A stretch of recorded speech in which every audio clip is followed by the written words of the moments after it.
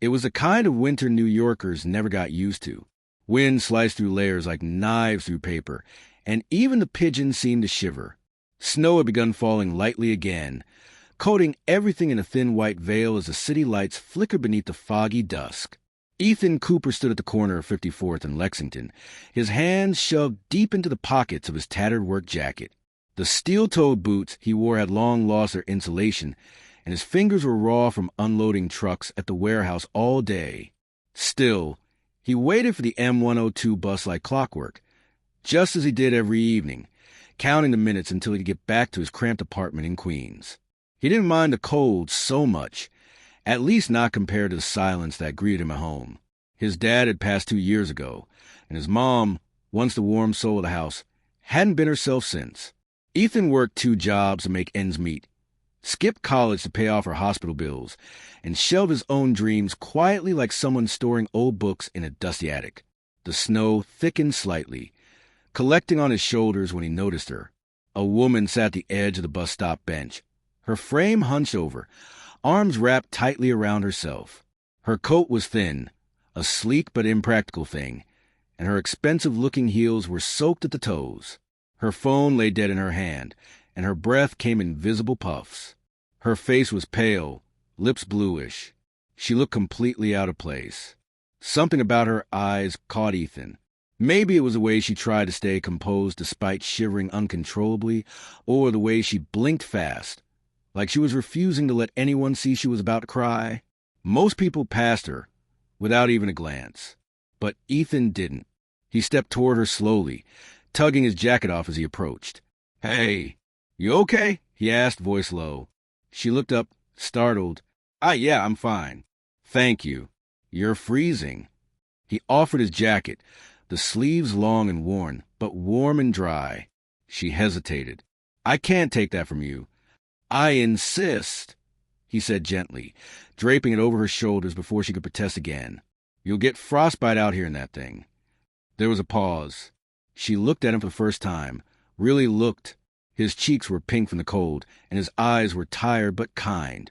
"Thank you," she whispered, swallowing something in her throat. "That's very kind." Ethan smiled and shrugged. "It's just a jacket.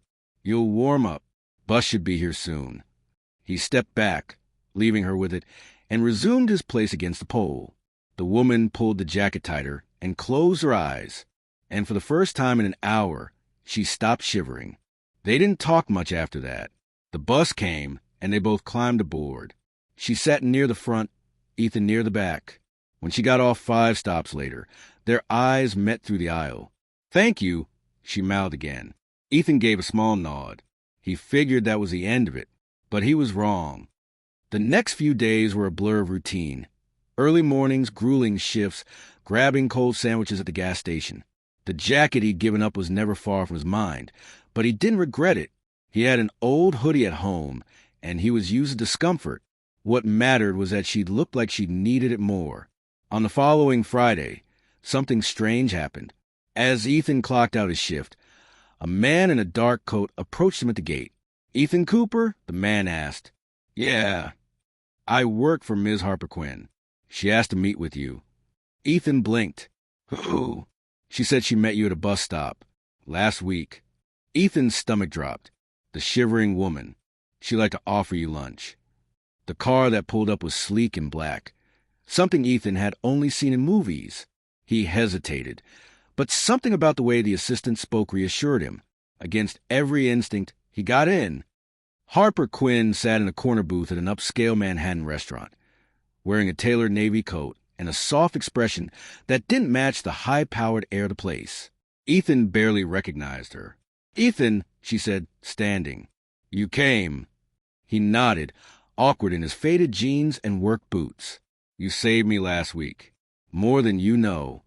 She gestured for him to sit. They ordered. She insisted, and for a moment, silence stretched between them. "I was having a terrible day," she said finally. "Worse than terrible, really. I just walked out of a board meeting where the company I built for 10 years nearly collapsed in front of me. My CFO betrayed me. My partners wanted to push me out." Ethan's eyebrows lifted slightly. "I'd lost everything," she continued. Or so I thought. And there I was, sitting in the cold, not sure if I should keep fighting. And then you showed up. It was just a jacket, Ethan said softly. No, it wasn't. It was the first kind gesture I'd experienced in weeks. You saw me, and you didn't ask for anything in return. That matters more than you know. She leaned forward. I started thinking that maybe people like you should be running companies, not the suits who stab others for profit. Ethan blinked. I don't understand. She smiled. I'm rebuilding Quinn Technologies, and I want you to join me. The next few weeks were like stepping into another life. Harper brought Ethan on as part of a new initiative, Human First, to build community programs focused on hiring from underprivileged backgrounds. She offered to pay for his education, mentors, training, support. At first, Ethan was overwhelmed. He wasn't used to people believing in him. He'd grown up being told to play it safe, to keep his head down. But Harper kept reminding him of the man he'd been at that bus stop. Compassionate, brave, honest. Within months, he'd helped design a citywide shelter donation app. Later, he co-managed a workforce reintegration program for veterans. Every project was built with the same ethos: dignity, humanity, and second chances. One day, Harper invited him to a conference to share his story.